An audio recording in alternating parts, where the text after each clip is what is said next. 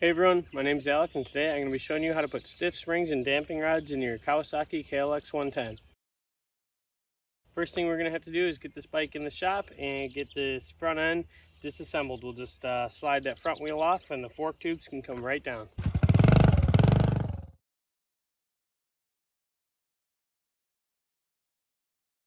Alright, so even though I do have a shop press here and I could use this and it'd make life probably pretty easy, I know most people don't have access to a shop press, so this is how you do it the rather old school way with just a vise. You gotta pop this top cap off, and then I have a rag folded over about 3 times here because you do not want to scratch this fork. If you're gonna scratch it, preferably at the top where it's up in the clamps where it's not gonna affect your seals. So you're gonna wanna clamp it up as high as possible. You want to get it snug to where it's not going to move, but you don't want to crank down on this thing where it's going to affect it. So I got it in there pretty tight now. It's still got a little movement, so we'll try and get this pushed down and get that clip out of there. All right, so I'm taking a thin flat blade screwdriver, and then I just have this 1/2-inch drive extension. And if you see here, if I push this down, I can just barely get to the ring and pop it back. So try and get this thing out of here. This can be a bit difficult. So I was able to get it pretty easy right there. And then you want to be very careful coming up. There's our retaining ring and there's our spring that we're going to swap out. Okay, we're going to get this oil drained out of the fork here.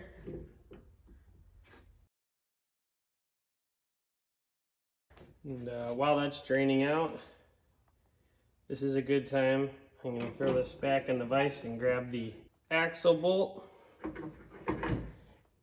And then in the back here, there's an Allen head. We're going to remove that. 6mm Allen. Break that loose. And like I said, this will release the damping rod. Quick note, and this goes for any fork service procedure when you have these things apart. You want to make sure you run these up and down a couple times to get all that old oil out. So you can see here, that's our damping rod. It just came right out of the fork. So it came out right like this. Gonna remove that, and then we're gonna remove this ring. And now we can swap out to the new, longer BBR damping rod. Here's our new BBR damping rod.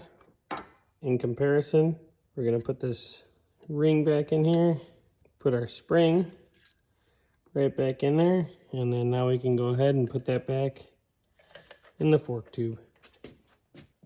So now that our damping rod is in, we can go ahead and compress this fork. We still don't have our new spring in yet, but we want to get this thing filled with oil. And how you do this is the fork fully compressed with no spring. And the OEM recommendation is 89mm from the top, which is roughly about 3.5 inches. If you don't have any fancy way to measure that, I'm just going to take this pencil. I have 3.5 inches marked from the bottom of this eraser to here. So when I put it in right there, the oil should just be touching the bottom of my eraser. The stock oil is 10 weight on these KLX forks. BBR recommends 20 or 30 weight depending on your riding style and the weight of the rider. I'm going to be using 20 weight today, so we're going to get this thing filled up.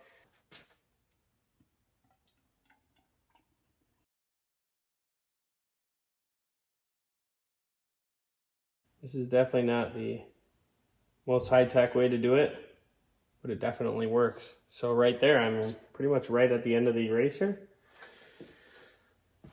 So here's our new BBR Stiff spring in comparison to our factory spring. Obviously this one has a lot more coils.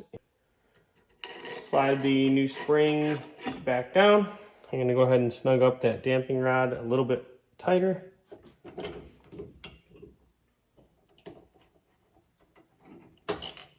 I can kind of push down on the spring to get that damping rod snugged up.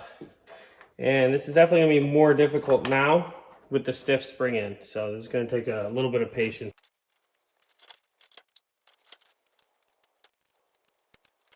This is the setup I used.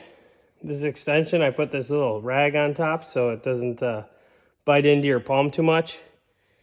And then just get a screwdriver and get that ring in there. It's definitely not an easy job with these stiff springs, but it can be done with one person and a lot of patience. So we got our first fork leg done. Now we just need to do the same to our other fork leg. Personally, I like to run one stiff spring and one soft spring, so that's what I'm going to be doing. But I do have to take this all apart just to put the damping rod in there.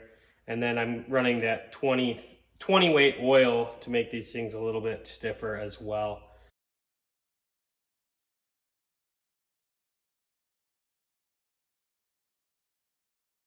So before you get your forks tightened back down, it's really important, this goes for big bikes and little bikes, to make sure that the forks are the same height.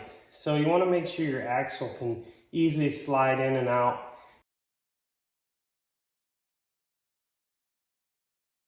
All right, we got the stiff springs in, the damping rods in, and now there's only one thing left to do. It's time to go try this thing out on some jumps and see if it rides any better.